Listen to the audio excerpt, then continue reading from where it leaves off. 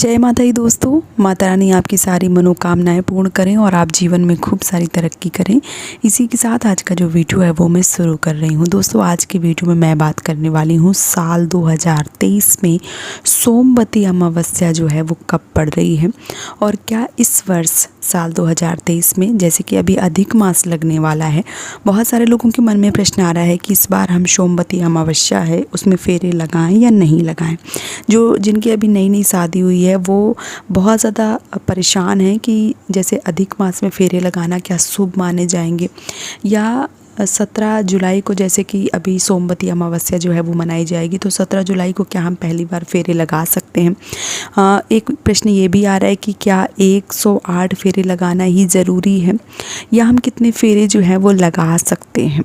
तो आज के वीडियो में आपको सारी डिटेल से सारी जानकारी जो है वो देने वाली हूँ ताकि आपको सारी चीज़ें जो है वो बहुत ही अच्छे से समझ में आ जाए। पहला प्रश्न उठाऊँगी मैं, जो माताएं बहनें इस वर्ष साल 2023 में अभी जुलाई जैसे 17 जुलाई को सोमवती अमावस्या है, तो जिनकी अभी शादी हुई है वो फेरे लगा सकती हैं या नहीं लगा सकती हैं।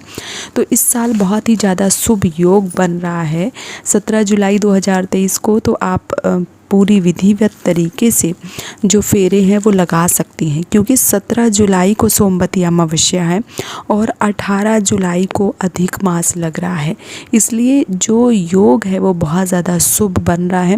तो जिनकी अभी शादी हुई है, जो भी नई माताएं बहनें बेटियां हैं वो लगा सकती हैं फेरे। कोई भी दिक्कत कोई भी परेशानी जो है वो नहीं होगी।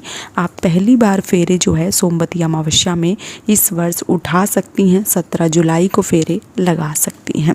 दूसरा जो प्रश्न है वो ये है कि हमें 108 फेरे ही लगाना चाहिए। तो देखिए, आप फेरे चाहें तो आपकी मर्जी है, आप कम से कम भी लगा सकती हैं, ज़्यादा से ज़्यादा लगा सकती हैं। बहुत सारे लोग 108 का आधा भी लगा सकती हैं, उससे भी आधा लगा सकती हैं, या जितनी आपकी मर्ज़ी है उतने लगा सकती हैं। वैसे 108 का महत्व बताया गया है, ऐसा नहीं है कि आपका शरीर साथ नहीं दे रहा है और आप 108 ही फेरा लगाएं, ऐसा नहीं है, ज़रूरी नहीं है। आप जितनी भी विधिवत तरीके से जितने भी फेरे लगा सकती हैं, जितनी भी पूजा कर सकती हैं वो आप कर सकती हैं। वो आप अपने ऊपर निर्भर हैं कि आपको कितने फेरे जो हैं या आपका शरीर जो है वो कितने फेरे लगाने की क्षमता रखता है। अगर 108 लगा सकते हैं तो बहुत ही अच्छी बात है। जो भी सामग्री ले रहे हैं, वैसे तो जिनकी अभी नई नई शादी हुई है उनको धान और पान से फेरे जो है वो लगाने चाहिए। जो चावल का छिलका वाला होता है उसको धान बोला जाता है और जो खाने वाला पान होता है उस पान के पत्ते, धान और पान से फेरे लगाना बहुत ज़्यादा शुभ माना जाता है।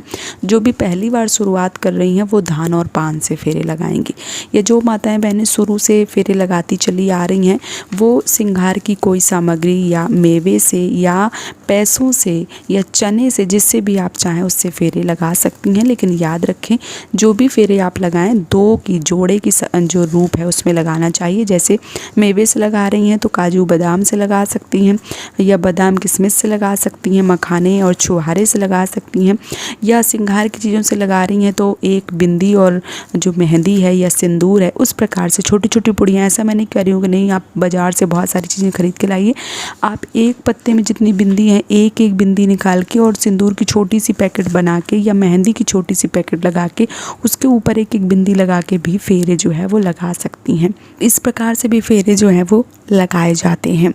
अब जो अधिक मास है वो लग रहा है तो क्या फेरे लगाएंगे तो कोई प्रॉब्लम होगी, कोई समस्या का सामना हमें करना पड़ेगा? तो ऐसा कुछ नहीं है। जैसे कि मैंने बता दिया है कि 17 जुलाई को सोमवती अमावस्या है और जो अधिक मास है वो 18 जुलाई से लग रहा है, इसलिए शुभ योग बन रहा है। और अगर आप इस योग में जैसे 17 तारीख को 17 जुलाई को आप सोमवती अमावस्या के फेरे लगाते हैं तो उसका जो फल है वो कई गुना ज़्यादा फल की प्राप्ति होती है, या यूँ कहूँ कि 1 लाख गुना ज़्यादा फल की प्राप्ति होती है। अब एक प्रश्न मन में और आ जाता है कि हमें पीपल के वृक्ष की परिक्रमा फेरे जो है वो लगाने चाहिए या तुलसी जी की परिक्रमा जो है वो लगानी चाहिए, मतलब फेरे हमें किसके लगाने चाहिए। वैसे मैंने डिटेल से वीडियो जो है वो डाल रखे हैं, अगर आपने नहीं देखे हैं तो आप देखिए, आपको सारी चीज़ें जो है वो बहुत ही अच्छे से समझ में आ जाएंगी। फिर भी एक बार मैं बता दे रही हूँ। देखिए, पीपल कई बार बहुत सारे लोगों के घर के पास नहीं होता है, या जो भी नई जो भी बेटियां हैं या बहनें हैं जो भी हैं, जैसे कई बार बहुत दूर पीपल का वृक्ष होता है और ऐसे में उनको बहुत ज़्यादा असुविधा होती है। जो तुलसी का वृक्ष है वो सबके घर में लगा होता है, माता तुलसी सबके घर में विराजमान होती हैं। इसलिए आप पहले ही डिसाइड करें कि आप तुलसी के पेड़ की परिक्रमा जो है वो लगाएं, क्योंकि तुलसी भी बहुत ज़्यादा महत्वपूर्ण है। और जब हम फेरे लगाते हैं तो चाहे आप पीपल के वृक्ष की, क्योंकि पीपल के वृक्ष की अगर परिक्रमा करते हैं तो स्वयं वासुदेव होते हैं, और अगर आप तुलसी माँ की विधिवत पूजा करती हैं तो जो तुलसी माता हैं वो भी आपको आशीर्वाद जो है वो प्रदान करती हैं, क्योंकि भगवान शालिग्राम और भगवान श्री हरि विष्णु की प्रिय हैं तुलसी। इसलिए अगर आप तुलसी की परिक्रमा करते हैं तो भगवान शालिग्राम का और भगवान श्री हरि विष्णु का भी आशीर्वाद आपको मिल जाता है। साथ ही साथ घर में तुलसी सबको जो है वो मिल जाती हैं, ऐसे में कोई भी असुविधा नहीं होती है, आसानी से हम फेरे जो है वो लगा सकते हैं। तो अगर आपके आसपास पीपल का वृक्ष है तो आप पीपल की परिक्रमा लगा सकती हैं, या अगर आपके पास पीपल का वृक्ष नहीं है तो आप तुलसी जी की विधिवत पूजा करें और फेरे जो है वो लगा सकती हैं। अब एक प्रश्न मन में और आता है कि जो फेरे हैं, जो परिक्रमा है वो हमें कब लगानी चाहिए, सुबह लगानी चाहिए, दोपहर में, या शाम को लगानी चाहिए। तो देखिए, आपके अपने घर की परंपरा के अनुसार, जो आपके बड़े करते चले आ रहे हैं उस परंपरा के अनुसार कार्य जो है वो करना चाहिए। हमारे घर का नियम ये है कि हमारे यहाँ सुबह बासी मुँह, मतलब कोई भी चाय नहीं, कोई भी पानी नहीं, कोई भी भोजन नहीं, बिल्कुल बासी मुँह सुबह स्नान आदि से निर्वृत्त होने के बाद में तुलसी माता का जो गमला है उसको अच्छे से साफ़ सुथरा करने के बाद में और जो परिक्रमा है वो लगाई जाती है। अब परिक्रमा में बहुत सारे लोगों के यहाँ ये विधान है कि सुबह लगाते हैं, बहुत सारे लोग शाम को लगाते हैं। अगर आप अमावस्या का व्रत रखते हैं और शाम को परिक्रमा लगाते हैं तो अगर आपके घर की परंपरा है तो आप शाम को परिक्रमा लगा सकते हैं। वैसे अगर मैं बताऊं तो सुबह बासी मुँह अगर परिक्रमा लगाते हैं तो बहुत ज़्यादा शुभ माना जाता है, लेकिन अगर आपके घर की परंपरा के अनुसार शाम को लगते हैं तो आप शाम को भी फेरे जो है वो लगा सकते हैं। अब किस प्रकार से फेरे लगाने चाहिए उसका भी वीडियो मैंने डाल दिया है, और सामग्री क्या क्या लगती है उसका भी वीडियो मैंने डाल रखा है। तो जो सामग्री है वो आप देख सकते हैं, जो फेरे हैं वो भी आप देख सकते हैं। साथ ही साथ एक चीज़ और बोलना चाहूँगी, बहुत सारे लोग गुड़ और घी की जो अग्यारी है, जो हवन है वो करके और फेरे जो है वो लगा लेते हैं। बहुत सारे लोगों को खीर पूड़ी का मतलब जैसे हमारे घर का विधान है, खीर और पूड़ी बना के विधिवत तरीके से पूजा करना, 16 सिंगार चढ़ाना माता को, उसके बाद परिक्रमा जो फेरे हैं वो लगाए जाते हैं। तो आपके घर का अगर ऐसा विधान है तो आप इस प्रकार से कर सकते हैं, या आपके घर में बड़े बुजुर्ग जो भी करते चले आ रहे हैं उस प्रकार से अगर करना चाहते हैं तो उस प्रकार से भी कर सकते हैं।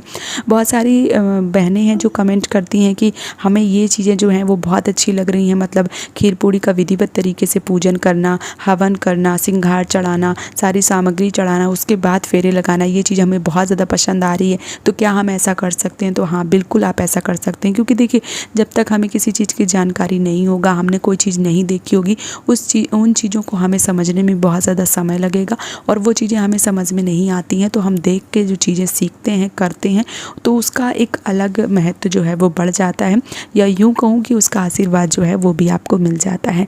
तो आप पूरी विधिवत तरीके से पूजा कर सकते हैं। जो भी कम सामान है, ज़्यादा सामान है, आप अपने हिसाब से कर सकती हैं और फेरे जो है, जो परिक्रमा है वो लगा सकती हैं। तो आने वाली 17 जुलाई को पहली बार भी आप फेरे लगा सकती हैं, या आप शुरू से लगाती चली आ रही हैं तब भी लगा सकती हैं। अधिक मास 18 तारीख से लग रहा है, 18 जुलाई 2023 से लग रहा है। 17 जुलाई को सोमवती अमावस्या है, तो आप विधिवत पूजा कीजिए, फेरे लगाइए और माँ तुलसी से, साथ ही साथ भगवान वासुदेव जो पीपल के वृक्ष हैं उनका आशीर्वाद प्राप्त कीजिए और अपनी सारी मनोकामनाओं को पूर्ण कर लीजिए। उम्मीद करती हूँ कि आज का वीडियो आपको बहुत ही अच्छे से समझ में आ गया होगा। अगर आपके मन में कोई प्रश्न है तो आप मुझे कमेंट सेक्शन में पूछिए, और अगर वीडियो पसंद आ रहा है तो चैनल को सब्सक्राइब जरूर कीजिए। आज का वीडियो यहीं पे समाप्त कर रही हूँ दोस्तों। जय माता दी।